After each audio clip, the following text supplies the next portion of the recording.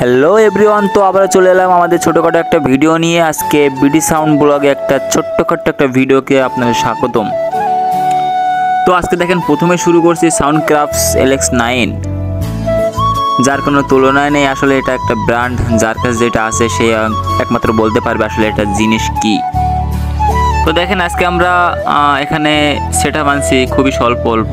তো এমআরের দুইটি সেট ছিল, আউজার একটা হাজার ছিল, আর ফ্ল্যাশ লাইট, বিভিন্ন লাইট, আর ডেল্টা তো থাকবেই।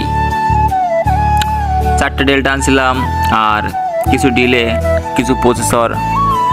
আর দেখেন 3 পেয়ার ফুল লেন্স আনছিলাম এখানে, আর 1 জোড়া মনিটর আনছিলাম।